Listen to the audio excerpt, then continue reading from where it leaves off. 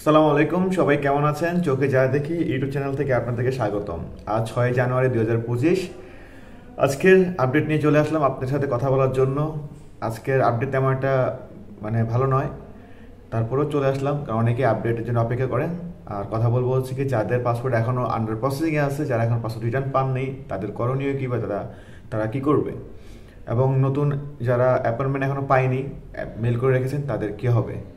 তো চলুন মূল কথা চলে যাই। তার আগে বলে নিই, যারা আমার এই চ্যানেলটিতে নতুন তারা চ্যানেলটি সাবস্ক্রাইব করে দিবেন, আর যারা সাবস্ক্রাইব করে দিয়েছেন তাদেরকে অনেক ধন্যবাদ। আর ভিডিওগুলো ভালো লাগলে অবশ্যই শেয়ার করে দিবেন, যাতে করে আমাদের মতো ভুক্তভোগী ভাই যারা আছে তারা সহজেই আপডেটটি পেতে পারে এবং আমার ভিডিওটি তাদের কাছে চলে যায়। চলুন মূল কথা চলে যাই। আজকে সিলেট, চিটাগং, ঢাকা মিলিয়ে মোটামুটি 40-50টার মতো ভিসা পাওয়ার খবর পাওয়া গেছে, কিন্তু তার চেয়ে বেশি হচ্ছে গিয়ে রিটার্ন পাচ্ছে, রিজেক্ট হচ্ছেন মালিক প্রত্যাহার করে নেওয়ার কারণে। আর মালিক প্রত্যাহার করে নেওয়ার মেন কারণ হচ্ছে গিয়ে অনেক দিন ধরে বসে আছে, এই একটি কারণ। আরেকটি হচ্ছে গিয়ে তার 25 সালে হয়তোবা সে আবার আবেদন করবে কর্মীর জন্য, তো কর্মী পাচ্ছে না বলে, আগের যে আবেদনগুলো কর্মী নরস্থ উঠেছিল তাদেরকে পাচ্ছে না বলেই সে নতুন করে আবার আবেদন করতেছে। কারণ এখন যে এই আবেদনগুলো পরে হয়েছে সেগুলো কিন্তু ভিসা হয়ে যাচ্ছে, কিন্তু আমরা যা দেখতেছি 2023-এর ডিসেম্বরে এবং 2024-এর যে ফেব্রুয়ারিতে যে ফ্লুসি ঘোষণা হয়েছিল, সেই দুইটা ফ্লুসি থেকে কিন্তু অনেক পরিমাণে পাসপোর্ট এখন ভিসা পাচ্ছে, এবং ইউর ভিসা ইজ রেডি বলে আবার কল করতেছে জমা দেওয়ার জন্য। এই ধরনের অনেকেই দেখতে পাচ্ছি। আজকেও মনে করেন যে অনেকেরই মেসেজ এসেছে, বিশেষ করে এপ্রিলের 25 তারিখ, তারপরে দিয়ে মে মাসের 15 তারিখ, এই টাইমগুলোতে যারা কিনা 2023-এর ডিসেম্বরের ফ্লুসি ক্লিক ডের আবেদন ছিল, তারা কিন্তু মোটামুটি অনেকে কল পাচ্ছে। বিশেষ করে তেরিস্তি, তারপরে তারাম্বো, তারপরে পালেরমো, তারপর হচ্ছে গিয়ে তেরেনি, আরও কিছু কিছু ছোটো ছোটো শহর আছে, ভ্যানিস, এগুলো থেকে কল পাচ্ছে। আজকে একটা খবর পেয়েছি ভ্যানিস থেকে, তাদের ভ্যানিসের কাগজ তাদের ফোন এসেছে বিএফএসে পাসপোর্ট সাবমিট করার জন্য। তো এই ধরনের সিটিগুলো থেকে মোটামুটি টুকটাক মেসেজ আসতেছে যে আপনার পাসপোর্টটি ভিসার জন্য রেডি আছে, আপনি চলে আসেন পাসপোর্ট জমা দেওয়ার জন্য। আর হচ্ছে গিয়ে আরেকটা আসতেছে ready for collection. Ready for collection অনেকেই আসতেছে। আজকে একই মালিকের প্রায় 3 জন, কোনো মালিকের 7 জন, কোনো মালিকের 11 জন, এই ধরনের রেডি ফর কালেকশন আসছে, কিন্তু পাসপোর্ট তাদের কাছেই।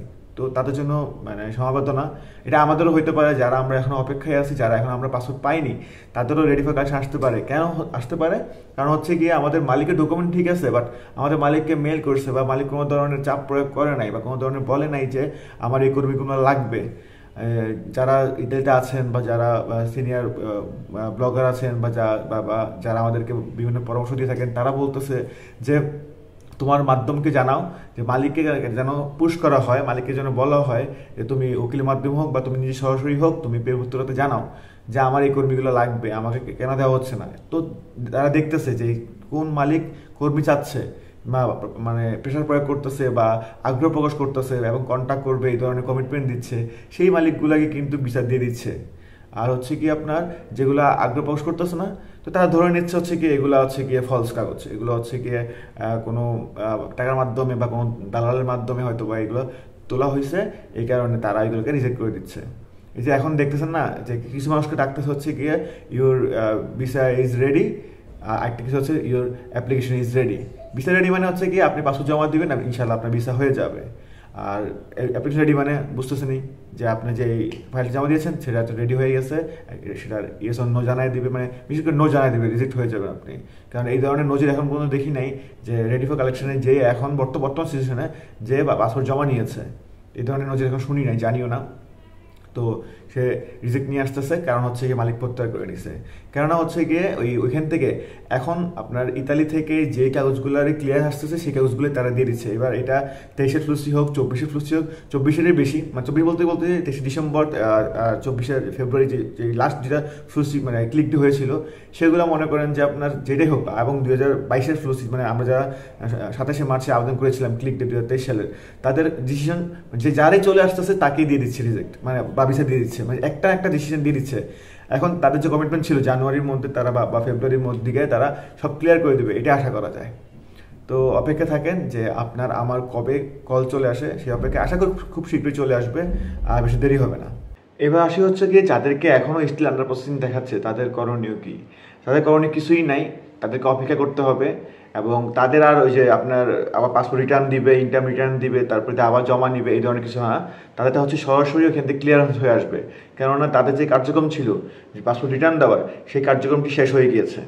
এখন আর কাউকে রিটার্ন দিবে না, এখন শুধু হচ্ছে কি আপনি ডিসিশন দিয়ে দিবে, হয় ভিসা নাহলে রিজেক্ট, দুটো একটা দিয়ে দিবে। তো আপনার জন্য ভালোই হয়েছে যে আপনার রিটার্ন আনতে যাওয়া লাগে নাই, ডাবল একটা পেন নেওয়া লাগে নাই, আপনারা অপেক্ষা থাকেন। তবে আপনাদের জন্য শুভকামনা, আপনাদের ভালো কিছু হতে পারে, কারণ যাদেরটা এখনও রিটার্ন আসে নাই তারা মোটামুটি এখন পর্যন্ত দেখেছি তারা ভিসাই পেয়েছে, এখন পর্যন্ত রিজেক্ট দেখি নাই, মানে এই গত 1-1.5 মাসের মধ্যে। বিশেষ করে আমাদের শরীয়তপুরে যে মাহবুব ভাই, তাদের যে 4 জন ভিসা পেয়েছে একসাথে এই বৃহস্পতিবারে, আগের বৃহস্পতিবারে তারা চট্টগ্রাম থেকে নিয়েছিল। তো তাদের মনে করেন যে সরাসরি রেডিও কালেকশনে আসছিল, তাদেরকে মানে রিটার্ন আনতে হয় নাই, সো তারা ভিসা পেয়েছে। আপনারা হয়তো পেতে পারেন, আপনাদের মাদ্রাসার কথা বলেন যাতে করে আপনার মালিক যেন প্রত্যাহার করে না নেয়, সেই ব্যবস্থা করেন। এবার আসি গিয়ে আপনার অ্যাপয়েন্টমেন্ট বিষয়ে কথা বলতে। অ্যাপয়েন্টমেন্টটা আমরা সবাই জানি যে আপাতত বন্ধ আছে, অ্যাপয়েন্টমেন্ট খুব শীঘ্রই খুলবে, তবে একদম ফুল স্টপ না, মোটামুটি একটা কোটা আছে যে বিএফএস আপনার 10টা 5টা 15টা এই ধরনের আপনার অ্যাপয়েন্টমেন্ট জমা নিতে পারে। সেই কোটা অনুযায়ী কিন্তু মানুষকে ডেকে ডেকে বা ফোন করে বা যারা মেল করছে তাদেরকে অ্যাপয়েন্টমেন্ট দিচ্ছে। হয়তো বা আপনিও পেয়ে যেতে পারেন, যারা আমাদেরকে প্রতিদিনই প্রশ্ন করেন অ্যাপয়েন্টমেন্ট বিষয়ে নিয়ে কিছু বলেন।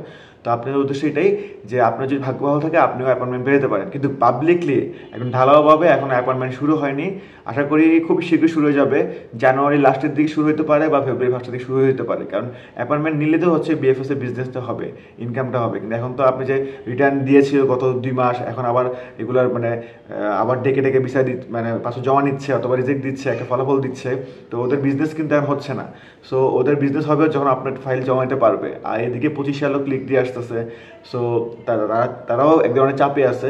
এখন ইতালি অ্যাম্বাসি থেকে মানে যখনই মানে একটা মানে নোটিশ চলে আসবে বা মানে অর্ডার চলে আসবে যে তুমি নতুন আবার পাবলিকলিভাবে আবার ঢালাওভাবে নাও, যারা মেল করে রেখেছেন অ্যাপয়েন্টমেন্টের জন্য অবশ্যই তারা সেই অনুযায়ী অ্যাপয়েন্টমেন্ট পেয়ে যাবেন, টেনশন করার কিছু নাই। কারণ যেহেতু নুলুসটা উঠছে, অ্যাপয়েন্টমেন্ট আজকেও কালকেও পাবেন।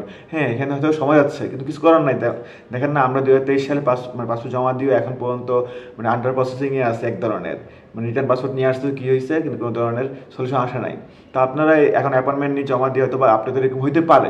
তবে অনেকে আবার যে লাস্ট কদিন আগে জমা দিয়ে কিন্তু খুব তাড়াতাড়ি, যেমন ডিসেম্বর আমি দেখেছি ডিসেম্বর 9 তারিখ জমা দিয়েছে, 12 তারিখে সে মানে আবার পাসপোর্ট ইয়েও পেয়েছে, রিটার্নও পেয়েছে, এবং সে 22 তারিখে জমা দিয়ে সে আবার ভিসাও পেয়েছে।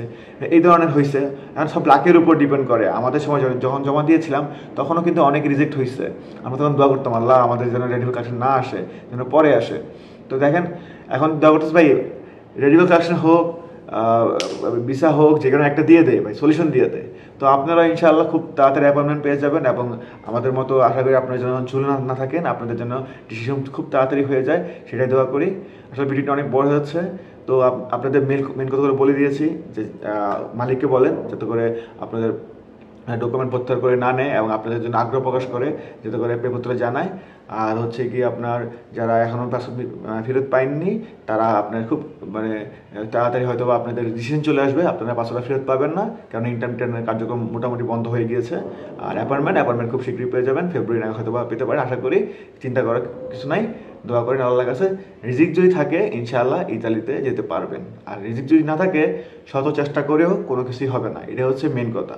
তো আমার ভিডিওটি ভালো লাগলে সবাই শেয়ার করে দিবেন এবং কমেন্ট করবেন আগামী ভিডিওতে আপনারা কি জানতে চান, চ্যানেলটি সাবস্ক্রাইব করে দিবেন। ভালো থাকবেন, আসসালামু আলাইকুম।